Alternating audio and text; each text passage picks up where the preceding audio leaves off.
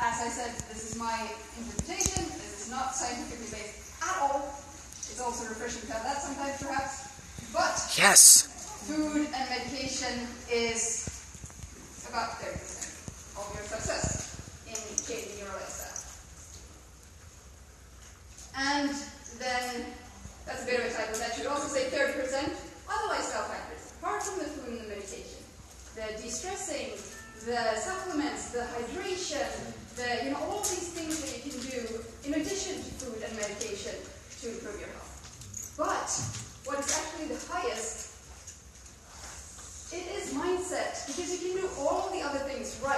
You can eat your macros to a T, and you can have all the supplements and all this stuff, but if your mindset is wrong, and if you are in this, you can't do it, then you're not going to be able to do it. You need to get your mindset on the go to be able to successfully improve your health. And so studies have shown that people with diabetes especially, or other chronic diseases, are more prone to depression, because diabetes and keto to a certain extent, especially in the beginning, it is a lot of work. There's a lot to take care of, and those of you who have done it know what I'm talking about. And most of us have probably been there once or twice, It's overwhelmed, you're feeling sorry for yourself. And for type 1 diabetes, there's no cure in sight, although I've been promised one for 34 years, still waiting. That's fun. Insurance is being a pain in the somewhere painful, and you can't figure it out. And how can you possibly keep motivation and mindset up when life with diabetes is presented in such a gloomy way? Cardiovascular disease, neuropathy, cancer, kidney problems, you can have a stroke, you're definitely going to be blind, and for the keto part, you're never going to eat bread again. You're not alone. So my story is that I was diagnosed, as I said, with type 1 diabetes in 1985. That is a good 34 years ago, and that was a slightly different, although surprisingly not that different from what it is today. I had been acting a little bit not as happy as this beautiful girl in the picture.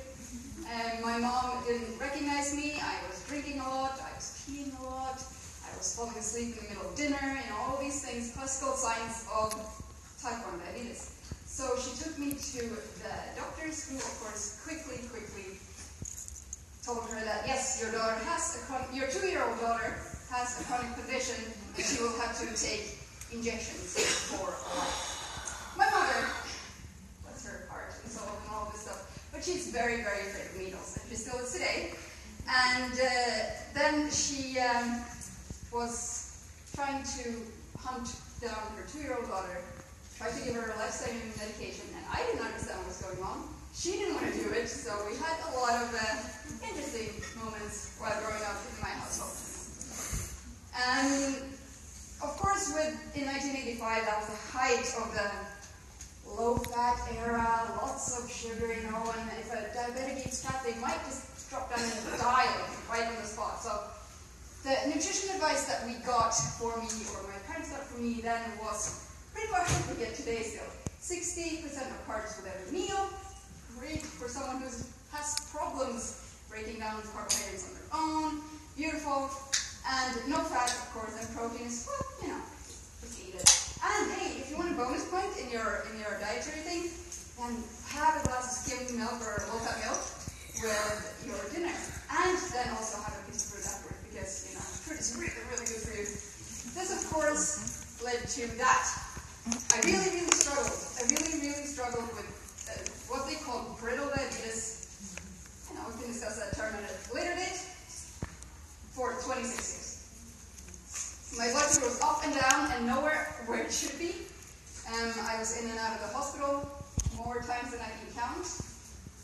Either DKA, which diabetic ketoacidosis is not the same. Ketosis can be put to rest for now.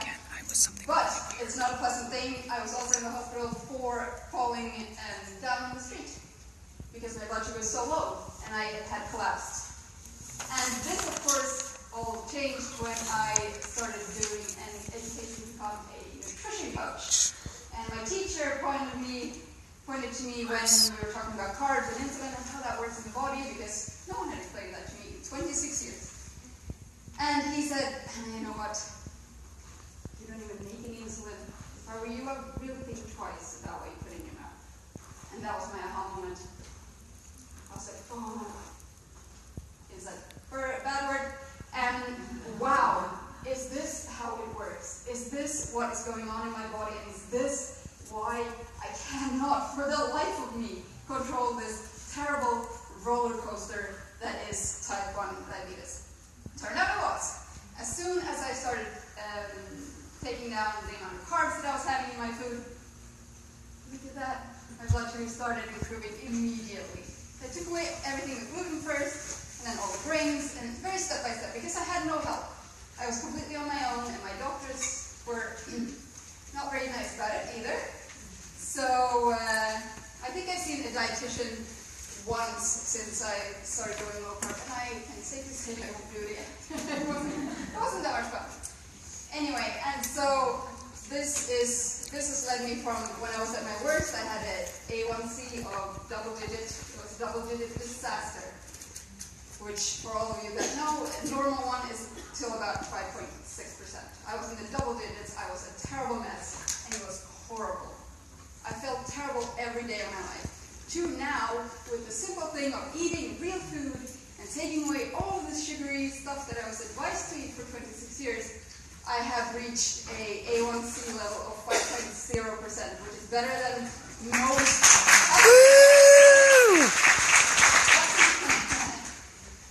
But what haven't I mentioned yet? It is, of course, my mindset change. How did I do it? How did I change my mindset going from a double-digit disaster to a healthy 5.0?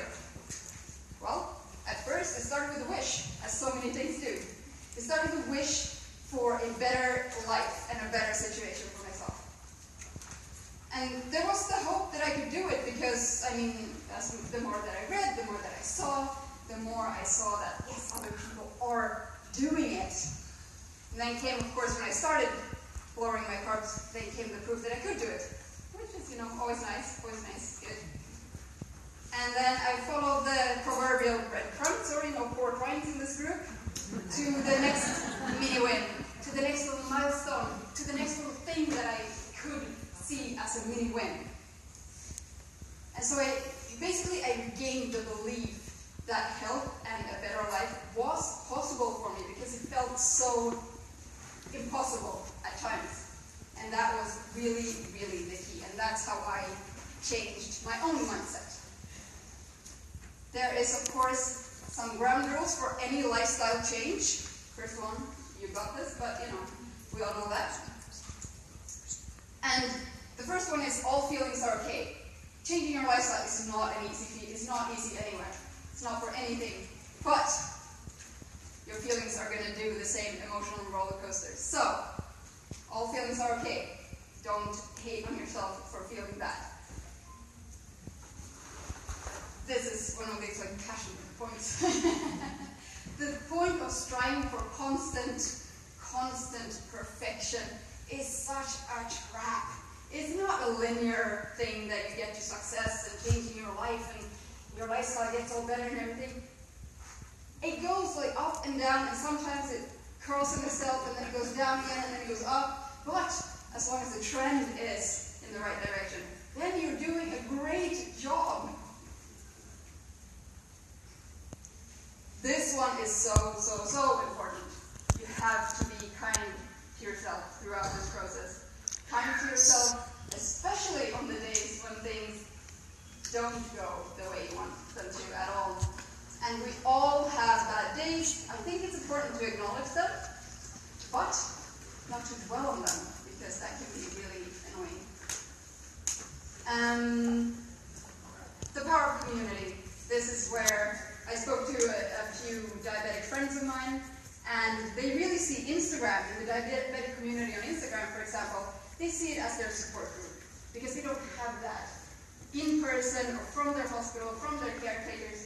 We don't have that, so they use social media to throw out a question, or I'm having a bad day, and then people either cheer you on or tell you to keep your head high and all this stuff. And let others see your struggles. It's so important for us to know that there are others doing the same thing as us, whether that's lifestyle change or that's about diabetes, but let them see, or let others see what you're going through, because you never know, you can really, really help someone who's going through or have gone through a similar thing. Another beautiful trait that is very important when you do something like this is resilience. You have to grow quite a thick skin in your nose. Elephant skin, preferably. It's beautiful, great. Yes. You know, good. And these are the ground rules that I can really see for any sort of lifestyle change. And this is also where with the resilience comes also, what are, for example, some positive aspects of living with diabetes? For me, I have a much better knowledge of myself. I have become quite the nutrition expert, first of the wrong stuff, then of the right stuff. I become more responsible, or I became responsible very early. Disciplined, definitely have to be disciplined when you go through something like this. And I began to notice the really small things in life. It can be sunlight, which I'm very happy about often. It can be anything, because focusing on the small things in life is so important to make the rest of it more positive. So what is a mindset? Well, simply put, mindset guide our interpretation process. So basically, how we interpret things, that's our mindset. It's not really harder than that. And this can be applied to anything, taking care of your chronic condition, as I'm personally experiencing right now. A bit of jet lag is also a great deal of mindset. And basically it goes from, as I showed in the beginning, I'm dumb, and this means that I'm a loser. And these kind of mindsets go from a temporary, I'm a loser, or all these things, to a permanent, I'm a failure. And that's where it's really, really difficult to dig yourself back. And that's when it takes time. On the other side, yes, if something goes wrong, I need to work on it. Or, what can I learn from this? Those are the key points. So, the tale of two mindsets. And we have the first one, which was the first one that I showed. You avoid challenges. It's nice giving up. Giving up is way too easy. Let's be honest about it. I'm not talented. Effort is something bad. Why should I bother? These are questions that you sometimes ask yourself. You ignore the critique that you get, even the feedback that is meant in a positive way, and you are threatened by other people's success. This is basically a mindset of you have it or you don't. The talent stuff, it's only talent-based. Nothing can be learned or anything. And this is the fixed mindset. This is where everything is bad, well, because you're making it that way. And then the second one is you seek the challenges. You keep trying. You don't give up. Effort is key. You have to do it. What can I learn? Critique is welcome. And I can do that. Come on, of course. And other people's success is motivating to you, which is, of course, a growth mindset. And of course, this is nothing that we are keeping to one or the other at all times. We flip-flop between these depending on the situation, depending on the time, depending on how we feel, depending on anything that may or may not be going on in your life. And people are actually terrible at estimating their own abilities. We are all capable of so much more than we could ever think. And this is where I think we can all, me definitely included first in the line, can work a little bit more on being a little bit more growth-oriented than fixed-oriented. You can change your mindset, of course. This is not stuck, it's not fixed. And mindsets are just beliefs. They're just beliefs, they're really strong beliefs that are stuck in your brain, but they're not really real.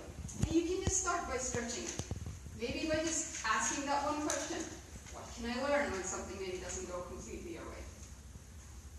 And what mindset is, of course, it's not a magic bullet of motivation at all. You will have to find that along with the mindset, but it's not going to solve it on its own. It's not exactly the same as positive thinking, although they of course go hand in hand.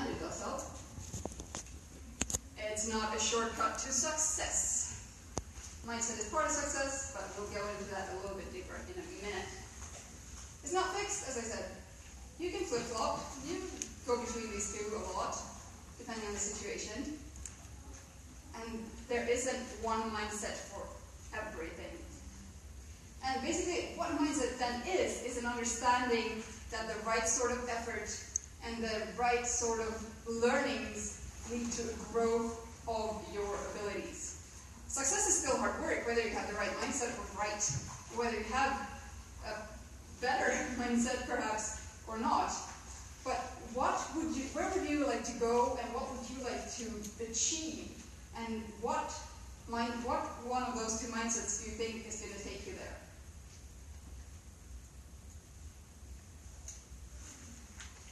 Fantastic. I have worked a lot with nutrition in my days. Coaching people on low carb eating and all of this stuff. But I really, really, really despise the word diet. I can't even take it. I would choose any other word, but to me it really means what it says. Did I eat that? Was that? And the diet to me was actually what I ate 10 years ago. The crappy carbs and the ones that made me feel basically like that at times. That swiftly leads me on to the diet mindset. So how smooth that was? Anyway, so the diet mentality. And mentality and mindset, they go a lot hand in hand. So, in the diet mentality, the food is enemy. You're focusing on your bad habits instead of maybe another one. You are looking for temporary fixes. And you're focusing on what you don't like about yourself. How sad is that? Wouldn't we all be a little bit better off if we focused on the things that we love about each other and ourselves and everything, and we focus as much time, energy, and effort on those things instead of, oh, my thighs are too fat, or, I have this lump here on my stomach and it won't go away even though I've been keto for 100 years, sort of thing. Yeah. This enemy number one, the scale. I suggest that all of you go home after this wonderful, wonderful weekend and throw that piece of junk out of your homes, because that tells you nothing. Amen. 1,000,000%, yes. A diet mentality also means that there's a finish line. Somewhere you're done. You have done this and you completed it, and it's a sealed chapter of your life and you don't need to do it again. Well, if you go back to what you were doing before, then what do you think the outcome is going to be? Come on. On the other hand, on the other thumb up, is the health mentality, or a health mentality, where food equals fuel. It helps your body feel great. Focuses on your good habits. Yay! That's great. It is a forever thinking, and focuses what I want for myself. What are my goals? What are my dreams? What can I achieve? It's about the daily choices, everyday choices that lead to a bigger thing, that lead to a lifestyle change. And it's forever, y'all. I'm trying. Make it sound better. It's terrifying. What if I fail anyway? What are all these great mentality points? What am I going to do with them if I'm anyways going to fail? Well, then we come to the next point. What is success? What is success? What do you want? What is it that you're trying to achieve? And success can, of course, be seen as an iceberg a little bit, because you only see the very, very tip top of it on the ocean, or where the iceberg is. But below it, there's this huge thing that includes all the failures, all the bad blood glucose measurements, all the non-keto foods that you may have enjoyed despite being keto. It includes all the annoyance for yourself. It includes all of these things, but that builds up to the success. And you know what? Success is not just goal setting, it's also your attitude, and what it spreads is also your mindset. So what does failure mean to you? If you experience a setback, how do you react to it?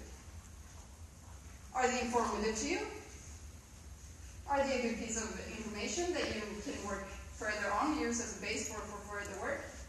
Or do they label you as a person? Do setbacks label you as a person? On the other hand, success. What does success mean to you? Is it doing your best? Is it learning the whole time, continuous learning, and maybe impacting others, those around you? Or does success mean that you feel a certain sense of superiority over others? Or is it, you don't need to rehearse, you can only perform? Or is it effort isn't prideful, or is it that you're doubting your talent? So this is really, really important to see sort of how you define failure and success for yourself. And this is one of my favorite quotes on goals. Stop setting them. Goals are pure fantasy unless you have a specific plan to achieve them. No, it's fantastic, Stephen Covey, who said that. And how do you set goals then? Well, there are many more ideas and thoughts about it than I have time to present today, but the basic ones are SMART goals, of course: specific, measurable, achievable, realistic, and trackable. And then the SMARTer, where you add also evaluating and re-evaluating to that. It has to be motivating goals that you're setting for yourself, of course. You have to put them in writing. You can make action plans, and my new favorite one is a goal pyramid, where you build all these little goals that then lead up to the big goal that you're trying to achieve. And the main point is, of course, to stick with it. You can visualize it. You can use vision boards. You can have mind movies. You can have beliefs, affirmations, follow role models, whatever fits you the best to set these goals. But as long as you have a specific plan to achieve. So what success actually is your mindset and the fact that you have the capability of learning. And this is where, of course, seek support, coaching, for example. I know we have a lot of coaches around this weekend. Find someone who can support you and who can help you along your journey, where you are on your journey. For example, would a tennis player, one of the top ones, let's take, considering I'm living in Switzerland, let's take Roger Federer as a hand example. Would he ever say, I don't need a coach anymore, I can do this on my own, I've done this so many times now, I can do it on my own, I don't need a coach, it's fine. No, because he needs that continuous help, he needs that continuous support to keep him up there at the top of the player list year after year. And willpower alone is not going to carry this home for you. It needs help. It really needs help and support. And quitting is way too easy, so accountability might not be too bad for any of us. So here are steps to success. What are they? Number one is, surprise, it's a mindset. And recognize that you are in complete control of your own feelings, your own emotions, and your results. This is where the growth mindset comes in super handy, and this is, of course, a very, very much daily practice. This is where you ask yourself daily how it's going for you. Second one is motivation. Motivation is the catalyst to action. And this is where we go back to the goal setting that I was just talking about, and this is where we go step by step until it becomes a habit. Third one is momentum. Action equals momentum equals mindset equals motivation. So these three really go hand in hand.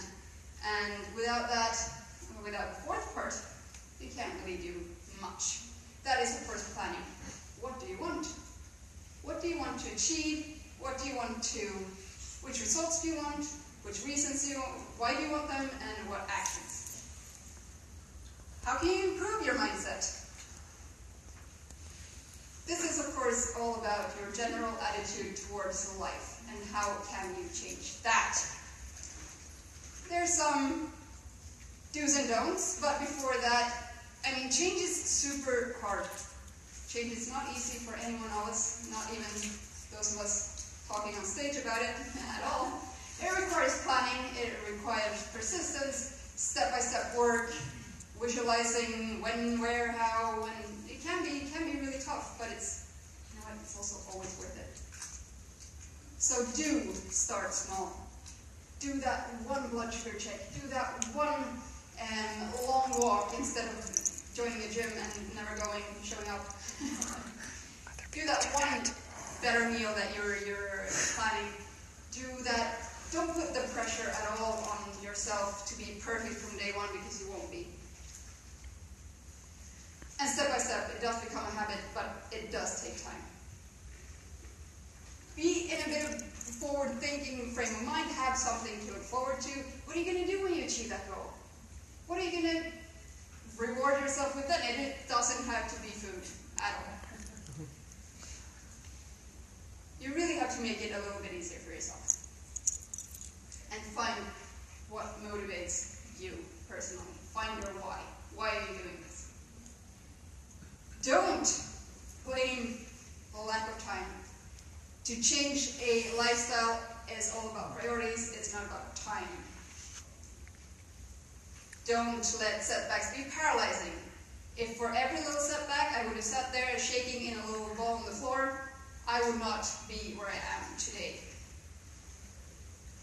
Third one, just don't make excuses. Find what motivates you and don't make excuses. There are, of course, exercises you can do about this to change your mindset. One of them is the 3 whys, which is I think the most classical coaching question of all time. If you want to get to the root of a problem with a coaching client, then definitely keep on asking why. So, for example, why do I want an HbA1c level of 5.0? Because it's going to make me healthier. Why do you want that? Well, I'm going to stick around for as long as I can and enjoy life. Why do you want that? Well, kind of self-evident, but I do love my life, so I would like to enjoy more. And that's where you have to find the question that you work for and what you can ask your whys about. Also, the power of no. This is so important. You know, this is about sacrificing short-term gratification for a long-term gain. And this is like a muscle. It's like your bicep that you're trying to practice every day a little bit.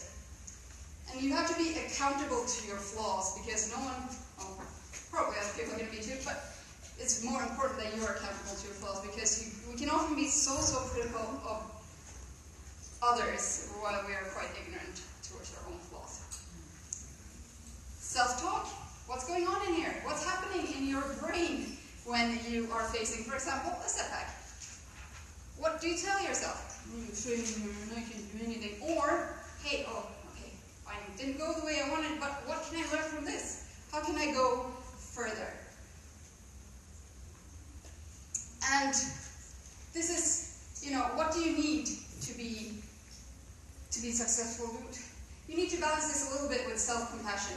You have to celebrate your wins and really forgive your losses, because you can't really do much about them, to be honest.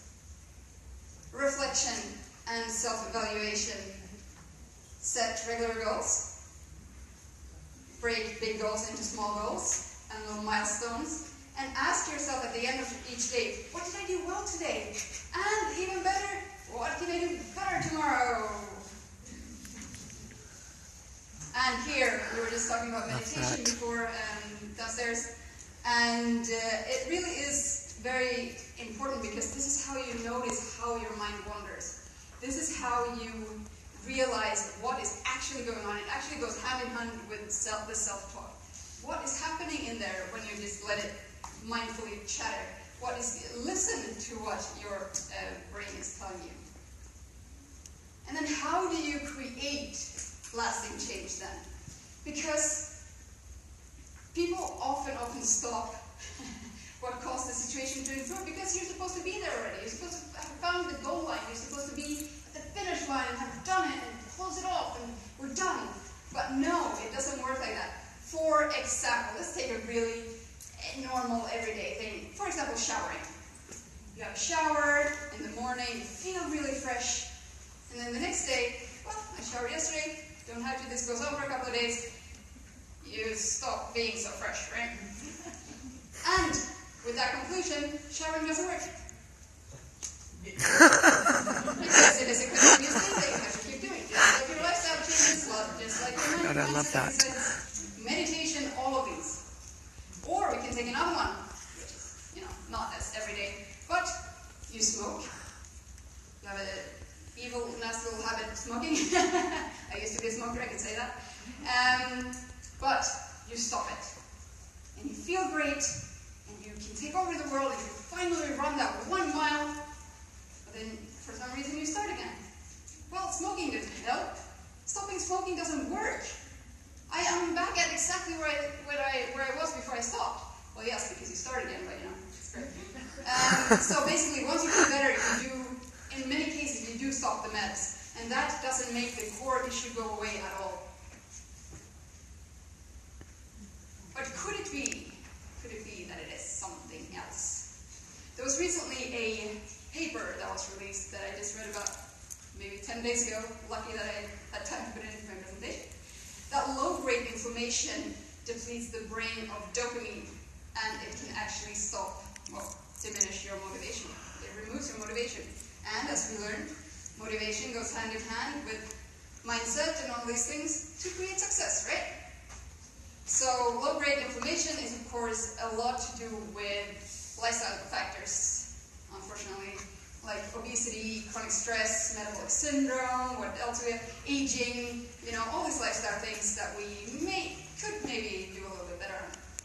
And this could, of course, be mistakenly cause the body to produce less dopamine, which is something that we really, really don't want. And lower dopamine levels in the brain in turn decrease the level of motivation to work. And this is because this conserves, or this is what the paper said, not me, but this is because it conserves energy for the immune system, which it needs because it's fighting inflammation, but it also changes your mindset. So, mindset. I want you all to take a deep breath.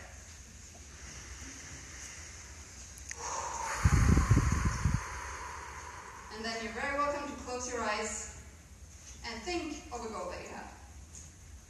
It can be anything. It can be losing that next pound. It can be getting your blood sugar more in range. It can be reaching that A1C goal. It can be anything like that. Anything that you want to achieve. What does it look like? What does that milestone look like when you reached it? What does it feel like, even more importantly? What does reaching that milestone feel like? And who are you then? What does reaching that milestone make you?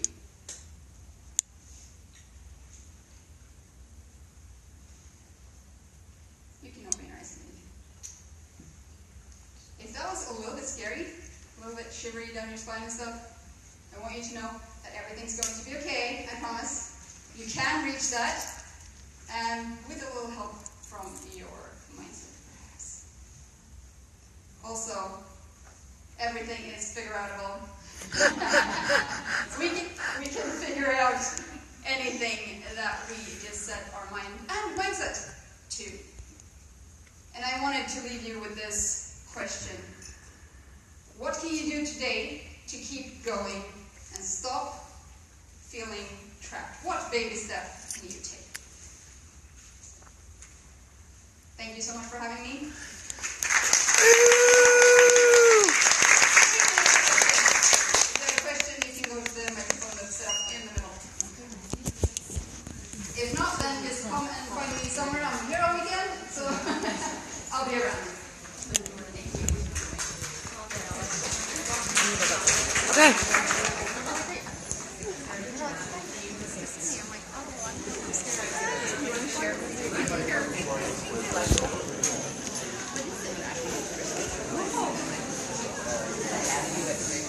We are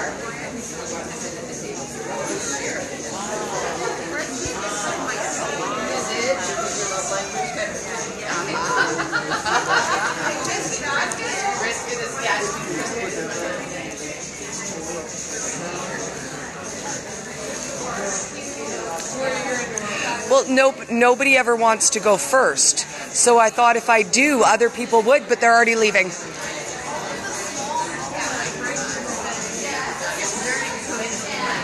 Yes. Yes. Well, and it's all good. I can speak to her. I came because she recognized me and I had to come to support. Oh, I love her. I absolutely, I've never met her before. I follow her online, but I have never met her. And when we came today, she recognized me when I recognized her. And I said, I have to come. I have to show the support. That is what our community is about. Yeah. And I don't know, what kind of experience are you having this year? Because our people need to know. Well, my story is epilepsy bound, and it's been 2.5 years since I've been seizure free with only one breakthrough when I was having them every 13 minutes. Wow. And high five. For me, like actual this, high five. I went to see Hanna because I'm working on a mindset to actually tell my story, because there's one person out there that my story can save their life. 1,000,000%. Let's talk about that for a minute, because I feel like a lot of people are at that point where they're ready to share. They have a story to share, and they're struggling with the mindset and technology. Technology is my thing. Technology and that's where I let technology mindset stop me, because I'm like, and so like Dr. Barry today, he was like, get your phone out. He said, you have a camera, right? You're going to do it now. Now, I'm going to tell you a secret. I knew nothing about this. I didn't even know how to navigate Facebook when I started. And people said, please make a video, Dory. And I said, but I don't know how. So I went to YouTube and I watched a YouTube video and I learned how to do a live. And when they asked for a YouTube, I went and I watched a YouTube video about how to start a YouTube channel. Yeah, and I did it. For me, it's like I have anxiety, and I should be able to be like, I don't need to have anxiety because I know my story is important and every person's is. And it's just that I need to grow a pair, and I just need to put my balls on the table and do it. And you're doing it, right? Yeah. If you have time later this weekend, let's actually sit down and do a sit down. I want you to tell your story. You need to tell your story. Let's do it. And I feel like sometimes it's and easier I feel like to you'll kind of just like be like, okay, just do it. Let's do it. Okay. I love you. I love you. I'll message day. you. Yes, we're going to go say hi to Hanna. Bye, darling.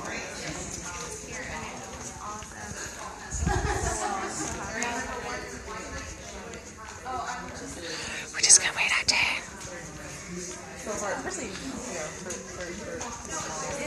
I'm just going to turn around. On the one hand, you don't know anything. You don't know part of it. And that's part of it. But on the other hand, I would love to have like a quote-unquote normal childhood. That would have been amazing. But yeah, exactly.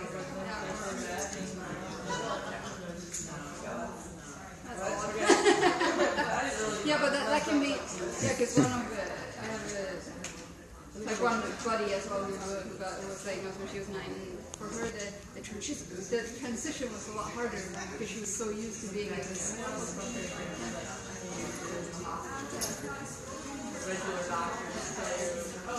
You can eat anything. Okay, guys, we're heading down to the kids zone. Stay tuned. We're going to do our next giveaway. So we're going to go get the kids. We're going to pick what we're giving away. Stay tuned.